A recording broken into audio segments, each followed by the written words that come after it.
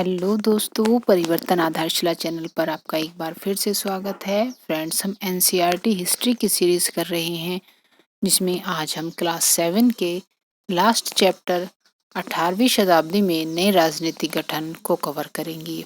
इसके बाद हम 8th क्लास की एनसीईआरटी को स्टार्ट करने वाले हैं। ये आज 7th क्लास का लास्ट चैप्टर है। चलिए स्टार्ट करते हैं। तो प्लीज़ वीडियो को लास्ट तक ज़रूर देखें और आपको वीडियो कैसी लगी मुझे कमेंट करके ज़रूर बताएं।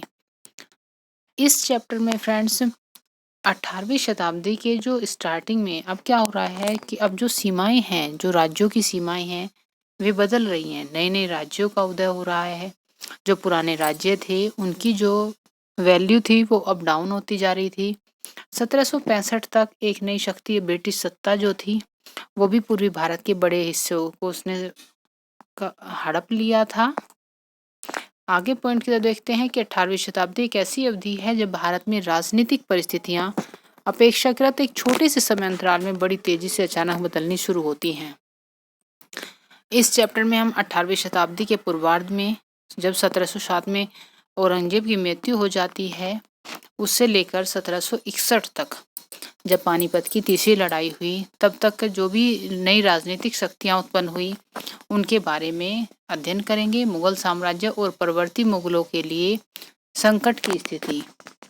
मुगल साम्राज्य अपनी सफलता की ऊंचाई पर किस प्रकार पहुंचा, 17वीं शताब्दी के अंतिम वर्षों में उसे किस तरह के जो संकट थे उनके सामना करना पड़ा, ऐसा किन कारणों से हुआ। महाराज जो बादशाह औरंगजेब थे ने दक्कन में 1689 से लंबी लड़ाई लड़ी और जो साम्राज्य के सैन्य और वित्तीय संसाधन थे वो क्या हुए, वो बहुत ज़्यादा खर्च हो गए थे। औरंगजेब के जो उत्तराधिकारी थे उनमें क्या थी, उनमें कार्यकुशलता की कमी थी। मनसबदारों की जो शक्ति थी, अब वो जो स्ट्रॉन्ग बनते जा रहे थे तो उन्हें केंद्रीय सत्ता के लिए उन्हें बस में रखना अब कठिन हो गया।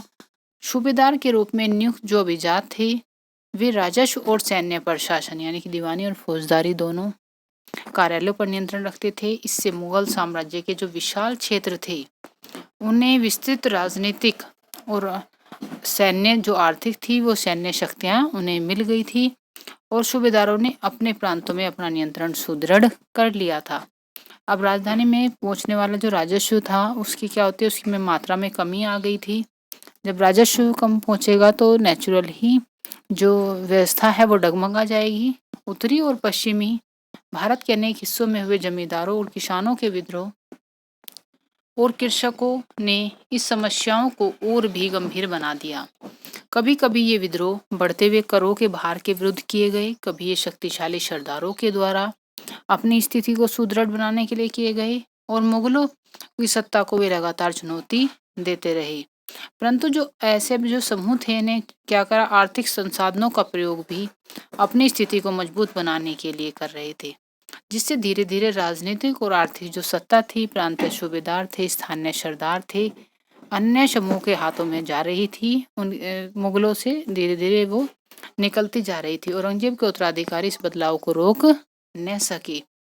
भरपूर फसलें और खाली तिजोरियां, इसमें मतलब निर्धन और धनी जो किसान थे उनकी स्थिति किस तरह की हो रही है इसके बारे में बताया गया है। इस जो आर्थिक और राजनीतिक संकट था इसके साथ एक काम क्या होता है, इसी बीच ईरान के शासक नादिर शाह ने 1739 में दिल्ली पर आक्रमण कर दिया और संपूर्ण नगर को लूट लिया और बड़ी मात्रा में धन दौलत ले गया। नादिर शाह के आक्रमण के बाद जो उसका पुत्र है अफगान शासक अहमद शाह अब्दाली के आक्रमणों का भी तांता वहां पर लग जाता है। 1748 से 1761 तक अहमद शाह अब्दाली भारत पर 5 बार आक्रमण करता है और यहाँ काफ़ी लूटपाट उसने मचाई। जो दिल्ली में नादिर शाह का आक्रमण हुआ था उसका वर्णन किया गया है कि किस तरह उसने लूटा गया कि 60 लाख रुपये, कई हजार सोने के सिक्के, 1 करोड़ रुपए के सोने के बर्तन, लगभग 50 करोड़ रुपए के गहने, जवारात, अन्य चीजें ले गया और कुछ तो इतनी बेशकीमती थी कि कोई दुनिया में कोई भी चीज उनका मुकाबला नहीं कर सकती, जैसे तख्ते ताउस यानी कि मयूर सिंहासन।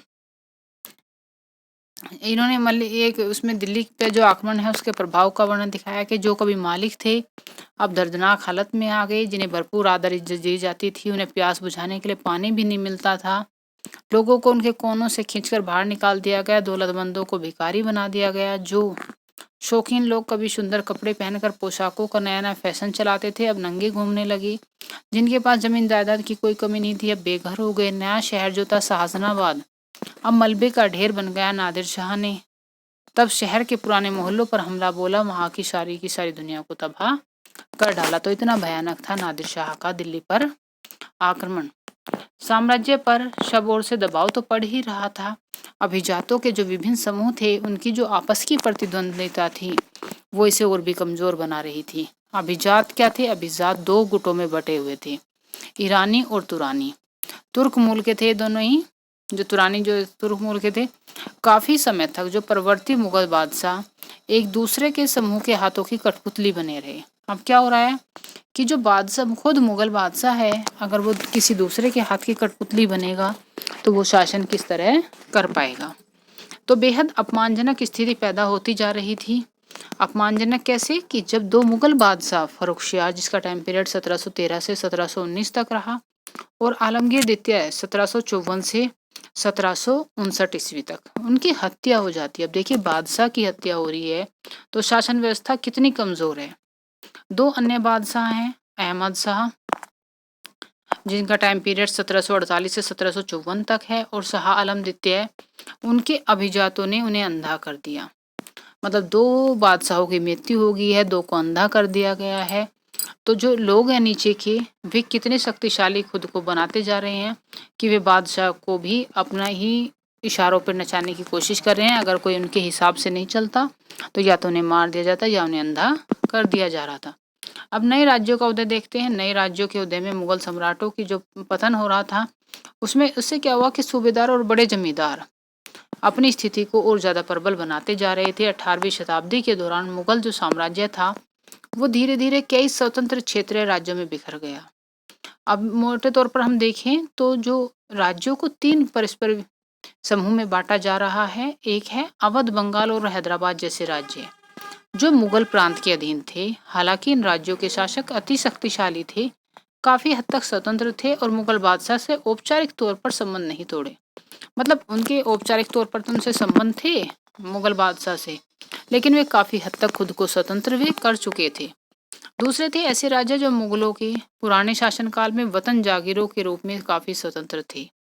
इसमें राजपूत प्रदेश भी शामिल थे। तीसरी श्रेणी में आते थे मराठों, सिखों और जाटों के राज्य। ये कड़े और लंबे सशस्त्र संघर्ष से इन्होंने मुगलों से अपनी स्वतंत्रता छीनी थी। तो तीन तरह के राज्य थे अब जो डिवाइड हो रहे हैं। पुराने जो मुगल प्रांत हैं उनमें स्थिति क्या है देखते हैं उनके बारे में। पुराने मुगल प्रांतों में जिन उत्तराधिकारी राज्यों का उद्भव हुआ उनमें तीन प्रमुख राज्य आते हैं, अवध, बंगाल और हैदराबाद।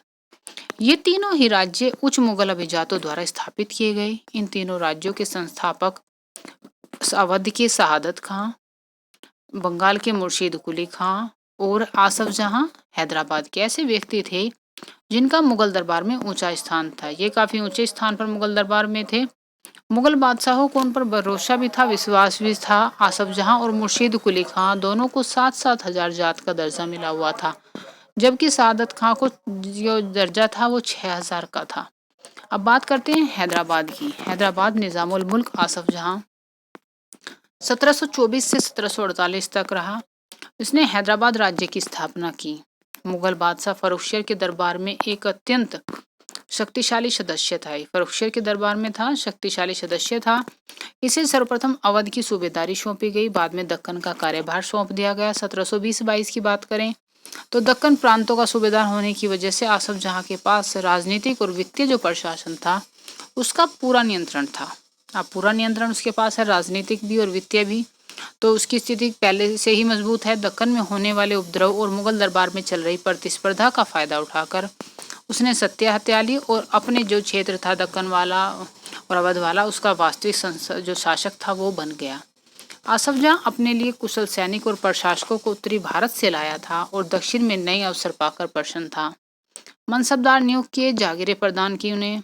अभी भी मुगल सम्राट का वैसे सेवक था, दिखाने के लिए वे क्या था कि मुगल सम्राट का सेवक था, लेकिन काफी आजादी से वो शासन चलाता था। ना तो उसे दिल्ली से कोई निर्देश लेता था, ना ही दिल्ली उसके कामकाज में कोई हस्तक्षेप करती थी। मुगल बादशाह तो केवल जो निजामुल मुल्क आसफ जहां था उसके जो उसने पहले से निर्णय लिए हुए थे उनकी पुष्टि कर देती थी। हैदराबाद राज्य पश्चिम की ओर मराठों के विरुद्ध और पठारी क्षेत्र के स्वतंत्र तेलुगु सेनानायकों के साथ युद्ध करने में सदा संलग्न रहा। तो उसका युद्ध चलता रहा किसके साथ साथ? मराठों के साथ और जो तेलुगु सेनानायक थे उनके साथ। पूर्व दिशा में निजाम उल मुल्क शाहजहां कोरोमंडल तट पर वस्त्र उत्पादक धन संपन्न क्षेत्र पर अपना नियंत्रण प्राप्त करने की महत्वाकांक्षा वो रखता था। तो कोरोमंडल तट पर नियंत्रण करना चाहता था, लेकिन जो ब्रिटिश शक्ति थी वहां उसकी उपस्थिति के कारण रोक लग जाती है। अवध की बात करें तो अवध में बुरहान मुल्क शहादत खां को 1722 में अवध का सूबेदार नियुक्त किया गया। मुगल साम्राज्य का विघटन होने पर जो राज्य बने उनमें यह राज्य सर्वाधिक महत्वपूर्ण राज्यों में से एक था। अवध एक समृद्धिशाली प्रदेश था जो गंगा के उपजाऊ मैदान में फैला हुआ था और उत्तरी भारत और बंगाल के बीच व्यापार के मुख्य मार्ग उसी से होकर गुजरता था। तो अवध की बात की गई है। अवध की स्थिति कैसी थी? गंगा के उपजाऊ मैदान में था। उत्तरी और पश्चिम जो उत्तरी भारत और बंगाल के बीच व्यापार के मुख्य मार्ग उसी से होकर गुजरता था। बुरहान मुल्क की बात करें, बुरहान मुल्क ने अवध की सूबेदारी, दीवानी और फौजदारी एक साथ अपने हाथ में ले ली। सूबे की जो राजनीतिक, वित्तीय और सैनिक मामलों का एकमात्र कर्ता धर्ता बन गया। बुरहान मुल्क ने अवध क्षेत्र में मुगल प्रभाव को कम करने की कोशिश की और मुगलों इसके लिए उसने क्या किया? इसके लिए उसने मुगलों द्वारा जो नियुक्त अधिकारी थे, जागीरदार थे, उनकी संख्या कम कर दी और उनके स्थान पर क्या करा? अपने जो निष्ठावान सेवक थे उन्हें नियुक्त कर दिया। तो अब अपने निष्ठावान सेवक रहेंगे तो काम करने में आसानी रहेगी, कोई विद्रोह की का भी उसे डर नहीं रहेगा। जागीर अधिकारियों के खातों और लेखों की जांच की गई। नवाब के दरबार द्वारा नियुक्त अधिकारियों द्वारा सभी जिलों के राजस्व का फिर से निर्धारण किया गया। उसने अनेक राजपूत जमींदारियों और रुहेलखंड के अफगानों की जो उपजाऊ कृषि भूमि थी उन्हें अपने राज्य में उसने मिला लिया। राज्य ऋण प्राप्त करने के लिए स्थानीय सेठ, साहूकार, महाजनों पर निर्भर रहता था। राज्य राजस्व का ठेका सबसे ऊंची बोली जो लगाता था उस इजारेदार को देता था। अब इजारेदार क्या करता? इजारेदार एक निश्चित रकम के भुगतान का वचन दे देता था और स्थानीय साहूकार राज्य को ठेके की इस रकम के भुगतान की गारंटी देते थे। दूसरी ओर इजारेदारों का कर का मूल्यांकन करने और उसे एकत्र करने की खासी छूट दे दी गई।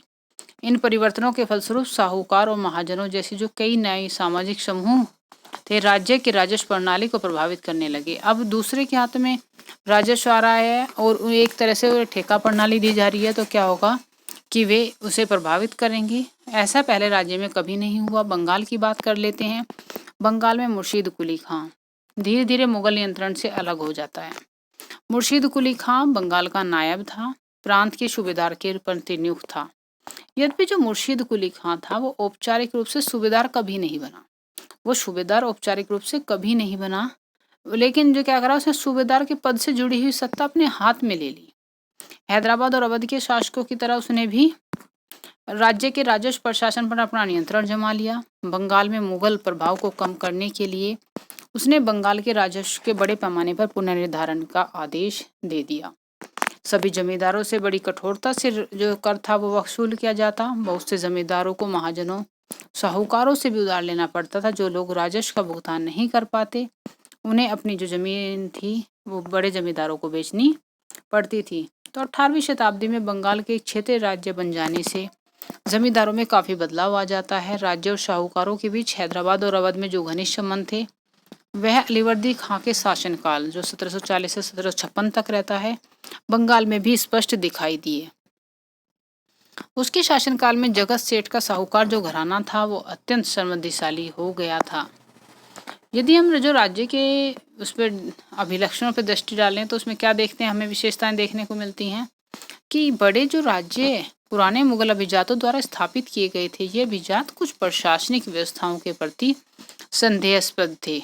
तो उन्हें उत्तराधिकार में मिले थे वे जागीरदारी व्यवस्था को अत्यंत संदेह की दृष्टि से देखते थे। मतलब जो पुराने वे थे उन्हें बहुत संदेह की दृष्टि से देखा करते थे और उनके जो कर थे प्राप्त करने के तरीके मुगलों से भिन्न थे। कर संग्रह के लिए राज्य के अधिकारियों पर निर्भर न रहकर तीनों राज्य हैदराबाद, अवध और बंगाल ने राजस्व वसूली के लिए इजारेदारों के साथ ठेके कर लिए। तो उन्होंने व्यवस्था को चेंज कर दिया। अब क्या कर लिया? ठेके वाली जो प्रणाली थी वो चला दी। इजारेदारी की प्रथा जो मुगलों द्वारा पूर्णतः नापसंद की गई थी अब क्या हो रहा था कि 18वीं सदी में समस्त भारत में वो फैल जाती है। जो इजारेदारी जो है मुगल नापसंद करते थे, अब 18वीं शताब्दी में पूरे भारत में फैल गई।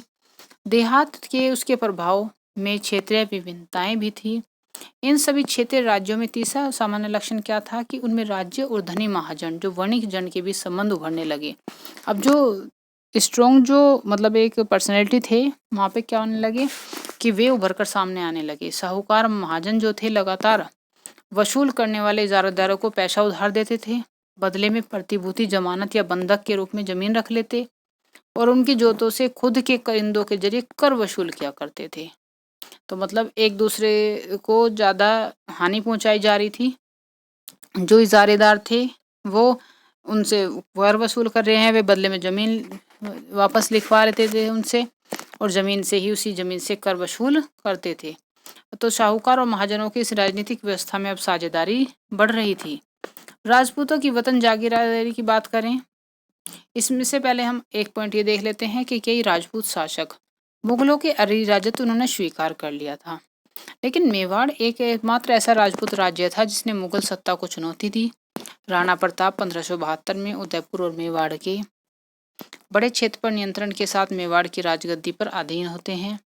राणा के पास मुगल अधिराजत्व को स्वीकार करने के लिए कई दूतों को भेजा गया, लेकिन वे क्या हुआ, वे अपने निर्णय पर दृढ़ रहे। उन्होंने मुगल जो अधिराजत्व था वो स्वीकार नहीं किया। अब अपने मेन पॉइंट की तरफ चलते हैं, राजपूतों की वतन जागीरदारी। बहुत से राजपूत घराने, विशेष रूप से अंबर और जोधपुर के जो राजघराने थे, मुगल व्यवस्था में विशिष्टता के साथ सेवारत रहे। वे लगातार मुगल दरबार में सेवा देते रहे, बदले में अपने वतन जागीरों पर पर्याप्त स्वायत्ता का आनंद लेने की अनुमति उन्हें मिली हुई थी। अब 18वीं सदी में जो आसपास के इलाके थे वहां पर नियंत्रण के विस्तार के लिए उन्होंने भी अपने हाथ पांव मारने शुरू कर दिए। जोधपुर के राजा अजीत सिंह ने मुगल दरबार में की जो गुटिया राजनीति में अपने पैर फंसा दिए और राजपूत घरानों ने गुजरात और मालवा के लाभदायक सूबों की सूबेदारी का दावा किया। जोधपुर के राजा अजीत सिंह को गुजरात की सूबेदारी और अंबर के जो सवाई राजा जयसिंह थे को मालवा की सूबेदारी मिल गई। तो अजीत सिंह को वहाँ की मिली है गुजरात की, और जो सवाई राजा जयसिंह है उन्हें मालवा की सूबेदारी मिल जाती है। बादशाह जहांदार शाह ने 1713 में इन राजाओं को इन पदों के जो उनके पद थे उनका नवीकरण कर दिया और वतनों के पास पड़ोस के शाही इलाकों के कुछ हिस्सों पर कब्जा करने की भी उन्होंने कोशिश की। जोधपुर राजघराने ने नागौर को जीत लिया, अपने राज्य मिला लेता है। दूसरी ओर अंबर ने भी बूंदी के जो बड़े बड़े हिस्से थे वे अपने कब्जे में कर लिए। सवाई राजा जयसिंह ने जयपुर में अपनी नई राजधानी स्थापित करता है और 1722 में उसे आगरा की सूबेदारी दे दी गई। 1740 के दशक में राजस्थान में जो मराठों के अभियानों ने रजवाड़ों पर भारी दबाव डालना शुरू कर दिया और उनका विस्तार जो है उससे आगे रुक जाता है। तो यहाँ पर देखिए फ्रेंड्स कुछ किले दिखाए गए हैं। ये चित्तौड़गढ़ का किला है राजस्थान का। कई राजपूत सरदार ने पहाड़ियों की चोटियों पर किले बनवाए। ये पहाड़ की चोटियों पर किले बना हुआ है। व्यापक किलेबंदी के साथ इन भव्य संरचनाओं में नगर, महले, मंदिर, व्यापारिक केंद्र, जल संग्रहण संरचनाएं, अन्य इमारतें होती थी। चित्तौड़गढ़ किले में कुंडी, कुएं, बावली जैसे कई जल निकाय हैं। ये जयपुर में जंतर मंतर का चित्र है, आप देख पा रहे होंगे। इसे जो सवाई राजा जो जयसिंह थे उन्होंने बनवाया था और इन्होंने जो 5 खगोलीय जो वेधशालाएं हैं उनका निर्माण किया था। वो कहाँ कहाँ किया है? अंबर की शासक सवाई जयसिंह ने दिल्ली, जयपुर, उज्जैन, मथुरा, वाराणसी, ये 5 नाम आप याद रखेंगे कि उन्होंने कहाँ कहाँ किया था, अपनी जो वेधशालाओं का निर्माण किया था और ये जंतर मंतर के नाम से विख्यात हैं। ये मेहरानगढ़ का किला दिखाया गया है। ये जोधपुर का किला है, मेहरानगढ़ का किला। अब बात करते हैं सिखों की। सिख एक राजनीतिक समुदाय के रूप में अब संगठित हो जाते हैं। कब? 17वीं शताब्दी में। इससे पंजाब के क्षेत्रीय राज्य निर्माण को बढ़ावा मिला। गुरु गोविंद सिंह ने 1699 में खालसा पंथ की स्थापना से पूर्व उसके पश्चात राजपूत और मुगल शासकों के खिलाफ कई लड़ाइयां लड़ी। 1708 की बात करें, गुरु गोविंद सिंह की मृत्यु हो जाती है। बंदा बहादुर के नेतृत्व में खालसा ने मुगल सत्ता के खिलाफ विद्रोह किया। उन्होंने बाबा गुरु नानक, गुरु गोविंद सिंह के नामों वाले सिक्के गढ़कर अपने शासन को सार्वभौम बताया। सतलुज और यमुना नदियों के बीच उन्होंने अपने प्रशासन की स्थापना की। 1715 में बंदा बहादुर को बंदी बना लिया जाता है और 1716 में मार दिया गया। 18वीं शताब्दी की बात करें तो 18वीं शताब्दी में कई योग्य नेताओं के नेतृत्व में सिखों ने अपने आपको पहले जत्थों में बाद में मिसलों में संगठित किया। तो पहले जत्थों में और बाद में मिसलों में संगठित करते हैं। इन जत्थे और मिसलों की जो संयुक्त सेनाएं थी वो दल खालसा कहलाती थी। इन दिनों जो दल खालसा था बैसाखी दिवाली के पर्वों पर अमृतसर में मिलता था। इन बैठकों में सामूहिक निर्णय लेते जिन्हें गुरुमता यानी कि गुरु का प्रस्ताव कहा जाता था। सिखों ने एक राखी व्यवस्था किस व्यवस्था की थी? राखी व्यवस्था क्या थी? उन्होंने 20% जो टैक्स था वो किसानों से लिया और उसके बदले में उन्हें संरक्षण प्रदान किया। तो ये सिखों द्वारा चलाई गई व्यवस्था थी। गुरु गोविंद सिंह ने खालसा को प्रेरित किया। शासन उनके भाग्य में है, राज करेगा खालसा। ये उनका था प्रेरित करने के लिए गुरु गोविंद सिंह का। अपने सुनियोजित संगठन के कारण खालसा पहले मुगल सूबेदारों के खिलाफ फिर अहमद शाह अब्दाली के खिलाफ सफल विरोध प्रकट कर सका। अहमद शाह अब्दाली ने मुगलों से पंजाब का समृद्ध प्रांत सरहिंद की सरकार को अपने कब्जे में कर लिया। खालसा ने 1765 में अपना सिक्का गढ़कर सार्वभौम शासन की घोषणा कर दी और इनके जो सिक्कों पर वे ही उत्कीर्ण शब्द थे जो बंदा बहादुर के समय खालसा के आदेशों में पाए जाते थे। 18वीं शताब्दी के अंतिम भाग में सिख इलाके सिंधु से यमुना तक फैले हुए थे और विभिन्न शासकों में बटे हुए थे। ऐसे में शासक महाराजा रणजीत सिंह थे। उन्होंने विभिन्न सिख समूह में फिर से एकता कायम कर 1799 में लाहौर को अपनी राजधानी बनाया, महाराजा रणजीत सिंह ने। अब देखते हैं हम मराठों के बारे में। मराठों को देखने से पहले हम शिवाजी के बारे में जान लेते हैं। शिवाजी का रूप चित्र दिया गया है। 17वीं सदी के अंत तक दक्कन में शिवाजी के नेतृत्व में एक शक्तिशाली राज्य के उदय की शुरुआत हुई और अंततः एक मराठा राज्य की स्थापना होती है। शिवाजी का जन्म 1630 में शहाजी और जीजाबाई से हुआ। अपनी माता और अभिभावक ज्यादा कोंडदेव के मार्ग निर्देशन में शिवाजी कम उम्र में ही विजय पथ पर निकल पड़ते हैं। जावली पर जब कब्जा कर लिया तो उन्हें मवाला पठारों का अविवादित मुखिया बना दिया गया। अब इससे क्या होता है, इससे उनका क्षेत्र विस्तार का जो मार्ग है आगे खुल जाता है। बीजापुर और मुगलों के खिलाफ उनके कारनामों ने इन्हें विख्यात व्यक्तित्व बना दिया। वे अपने विरोधियों के खिलाफ प्राय गुरिल्ला युद्ध कला का प्रयोग करते। चौथ और सरदेशमुखी जो कर था, उन्होंने इसकी राजस्व संग्रह की जो प्रणाली थी इससे क्या होता है, इससे एक मजबूत मराठा राज्य की नींव पड़ती है। अब देख लेते हैं मराठों के बारे में। मेन पॉइंट पे आते हैं। एक जो मराठा था राज्य एक अन्य शक्तिशाली क्षेत्रीय राज्य था। मुगलों का शासन का लगातार विरोध के कारण यह उत्पन्न हुआ था। शिवाजी इनका टाइम पीरियड 1627 से 1680 तक था। ने शक्तिशाली योद्धा परिवारों देशमुखों की सहायता से एक स्थायी राज्य की स्थापना की और इसमें क्या था, इसमें गतिशील कृषक पशुचारक थे। कुणबी मराठों की सेना का मुख्य आधार वे बन जाते हैं। शिवाजी ने प्रायद्वीप में मुगलों को चुनौती देने के लिए सैन्य बल का प्रयोग किया। शिवाजी की मृत्यु के पश्चात मराठा राज्य में प्रभावी शक्ति चित्पावन ब्राह्मणों के एक परिवार के हाथ में रही। शिवाजी के उत्तराधिकारियों के शासनकाल में पेशवा प्रधानमंत्री के रूप में अपनी सेवाएं देते रहे। पुणे मराठा राज्य की राजधानी बन गया।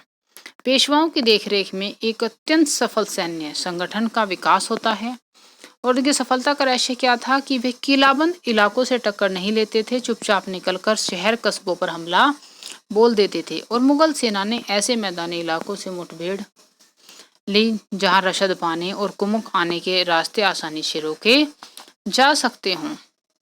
1720 से 1761 के बीच की बात करें तो मराठा साम्राज्य में काफी विस्तार होता है और धीरे धीरे जो क्या होता है कि मुगल साम्राज्य की जो सत्ता है वे उसे क्षति पहुंचाते हैं। 1720 के दशक तक मालवा गुजरात और मुगलों से छीन लिए गए। 1730 के दशक तक मराठा नरेश के समस्त दक्कन प्रायद्वीप के अधिपति के रूप में उन्हें मान्यता मिल जाती है। साथ ही उन्हें इस क्षेत्र पर चौथ और सरदेशमुखी कर वसूलने का अधिकार भी मिल गया। आगे बढ़ने से पहले हम पहले चौथ और सरदेशमुखी को क्लियर कर लेते हैं। चौथ क्या है? जमींदारों द्वारा वसूले जाने वाले भू राजस्व का 25%, तो जो 25% होता है यानी कि 1/4 होता है, उसे क्या बोला जा रहा है? उसे चौथ बोला जा रहा है। दक्कन में मराठे ने वसूलते थे। सरदेशमुखी की बात करें तो दक्कन में मुख्य राजस्व संग्रहकर्ता को दिया जाने वाला भू राजस्व यह करीब 9 या 10% होता था। दिल्ली पर धावा बोलने के बाद जो मराठा प्रभुत्व है उसकी सीमाएं तेजी से बढ़ती हैं उत्तर में राजस्थान, पंजाब, पूर्व में बंगाल, उड़ीसा और दक्षिण में कर्नाटक और तमिल और तेलुगु प्रदेश तक फैल जाती हैं। इन क्षेत्रों को औपचारिक रूप से मराठा साम्राज्य में शामिल नहीं किया गया, मगर क्या होता है कि यहाँ की प्रभुसत्ता को स्वीकार करके तरीके उनसे जो भेंट की रकम ली जाने लगी। साम्राज्य के विस्तार से उन्हें संसाधनों का भंडार तो मिल गया, लेकिन उसकी कीमत भी उन्हें चुकानी पड़ती है। मराठों के सैन्य अभियानों के कारण अन्य जो शासक थे वे भी उनके खिलाफ हो जाते हैं। परिणाम स्वरूप क्या होता है, 1761 में होती है पानीपत की तीसरी लड़ाई, और तीसरी लड़ाई में मराठों का साथ कोई भी शासक नहीं देता।